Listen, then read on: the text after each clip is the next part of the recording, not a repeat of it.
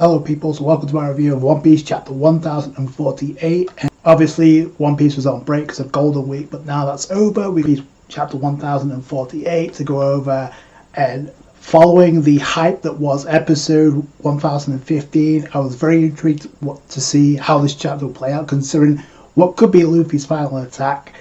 Looks like this fight isn't quite over just yet, which I'm glad about, but it does bring up an interesting point, which I kind of made a prediction ended before March. Obviously that did play out because here we are in May, but I did place another prediction, and it's this fight could end before chapter 1050 or it would end on chapter 1050, and after this chapter we're literally a chapter away from chapter 1050.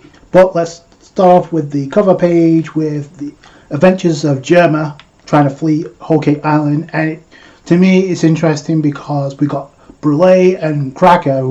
You got Brûlé trying to reach into the mirror, and the other speech bubble is they're looking for Reiju and Ichiji, which they look like they're infiltrating Chocolate Town to try and get back Yonji and Niji. So I don't know if she's going to reach in and literally she's going to be pulled by the Vincent Smokes, because they literally could use her to get through mirror to mirror and infiltrate that way, because the last time we saw Ichiji and Yonji, they were literally about to be dissected. But also point to the fact that Judge is with them as well, so he could play a role.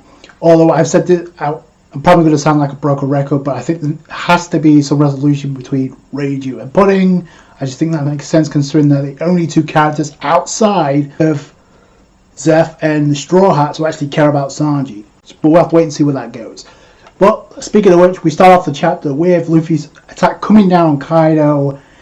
And as you expected, he didn't move out of the way, but he does counter it. But before then, Luffy's coaching on Momonosuke to create the flying clouds. He has to try and control Onigashima. And while this is happening, Kaido goes back into dragon form to tank Luffy's attack. He turns into Magma, which this may be the best Kaido's looked in his dragon form. So he's using the Magma dragon form, which is epic in itself. And it does resemble the final attack that King used against Zoro before he got taken down, so that was kind of cool. And obviously because of this, Luffy's hand is burning. He has a hold of Kaido while he's about to attack Kaido with his giant fist, and Luffy actually refers to it as Gama Gama no before he launches the attack. That's kind of like Oda giving us an answer to if he was going to get an upgrade. We don't know if this is going to be the final attack, but as of right now he hasn't upgraded, which I think is pretty cool, that he doesn't stray away from what makes Luffy Luffy. Despite his devil fruit being the Nika Nika model, what's cool about this also is what Luffy's thinking about when he's learning to use Rio with Hyogoro, and he actually uses Rio on this attack. So because he's like literally saying, I'm not going to make any contact with you, but I'm still going to send you straight down to hell, which is a pretty epic line for Luffy to say. Even though we don't get the conclusion of that attack, we'll probably have to wait until the next chapter, possibly if it's going to be a stalemate, and then it's going to lead into another final clash. But we actually get like Usopp freaking out because obviously the water that Raizo and Jinbei teamed up to use to like put out the flames is like washing away, like I thought the devil fruit user. So this wore out Hamlet, who was carrying Ukiku and Kinemon. So he drops them, and Usopp's freaking out like, don't die, please be alive. We go to Kawamatsu, and this triggers the flashback to 20 years ago, the aftermath of Kozuki Oden's execution. But then, just like last chapter, we got a different perspective. The last chapter, it was Momonosuke hesitant to leave Hiyori and Toki behind, along with the Scabbers, to go 20 years into the future. He didn't want to do it, but Kinemon gave him the pep talk, so you're the heir to the throne, so you need to step up. Like the perspective, I guess, of Orochi and Kaido. Even though it made the ending somewhat satisfying, I do have a gripe with that, which I'll get into by the end with Orochi. Kaido's like, oh, he has a son, so I'll deal with him myself. I don't know why he didn't think about killing him back then, but we actually get an interesting perspective of Kaido just completely demolishing Samurai. He's like, stop, don't go after the Kozuki clan, please have mercy. And then Orochi's like, don't hesitate to kill anyone who defies the Shogun, obviously being the scumbag that he is. So after Lady Toki dies, they go to see the daimyo of Wano, all four of them, and we know they end up getting taken out with the exception of Yasui, including what looks to be Zoro's father. We still don't know, with Uchimaru Shimotsuki, we still don't know what his connection with Zoro really is. We do know Yamato has a connection with Uchimaru Shimotsuki, and I wonder, because we know she has an established connection with Ace, obviously, who is deeply close with Luffy. So I'm wondering if she's gonna make reference when she sees Zoro. Oh, you remind me of the daimyo I met back a long time ago who saved me, Uchimaru Shimotsuki. And I wonder if that's going to spark something within Zoro once he wakes up. Because I feel like that moment has to come. There's no reason to have Yamato, have someone who looks like Zoro save Yamato's life if it's not going to lead anywhere. But we know they end up getting killed. Kaido goes to dragon form, which is kind of poetic considering that's the mode he's currently in right now. So that we get different panels of all the stuff that Orochi's doing, like building the udon factory, getting Samurai of Wano able to help them out, manufacture weapons. You got these smile devil fruits. So even though they're in despair, they'll always be smiling. Obviously, we know that from Wano Act 2. And for whatever reason, it looks like somebody actually committed suicide because we see a news cover with blood. So that's really dark. Why would you focus on that? This drags us into the present with Orochi about to attack Hiyori.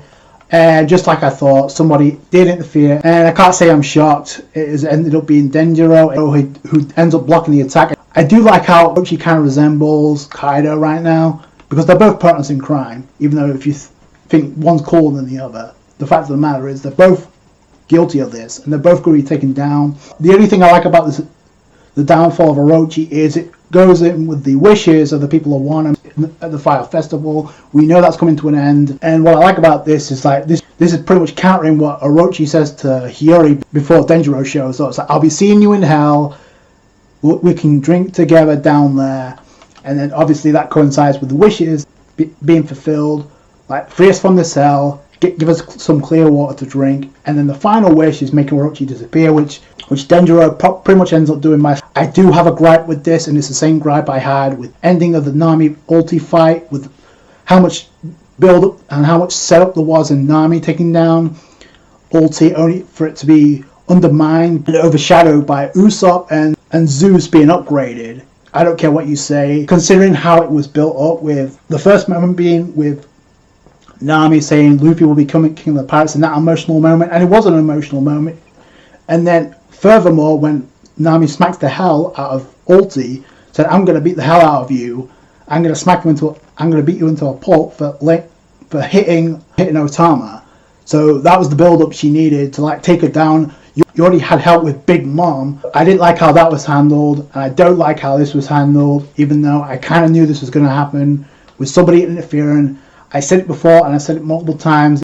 I don't know why it was set up that Hiyori was stating that she wanted to be the one to kill Orochi. Unless he regenerates, then no, it's not going to happen.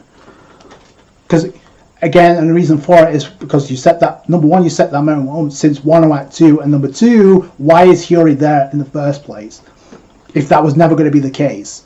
Only for Hiyori to be saved, I don't like that. Because when you consider that Momonosuke is going to get the bulk of the spotlight anyway. We haven't seen Denjiro in how long, and conveniently just shows up. So I'm not a fan of that.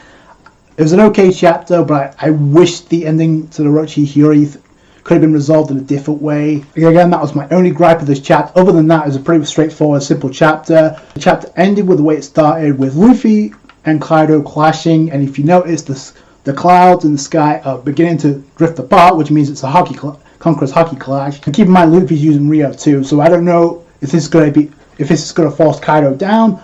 And actually, go back to the beginning of this chapter when Luffy and Kaido are about to clash. Kaido's like, you don't need to like destroy Onigashima. Like, no, I'm going to burn it down by using my Magma mode. But Luffy's like, no, I'm not going to let that happen. There is an element of danger here, because if Luffy's attack goes through and Kaido ends up falling down, that might injure a lot of people. So I'm just saying, the coolest moment for me is Kaido, a different variation of his dragon form. In this case, he's using Magma, which is the way, like I said, King referenced his final attack against Zoro, so that was actually pretty cool. So let me know what you guys think down below. Like I said, a very straightforward chapter. That's going to do it for you guys. Thanks so much for watching. Like the review if you did, a thumbs up, I appreciate that. Subscribe, channel for more One Piece. Catch you guys later. Thanks, guys. Bye.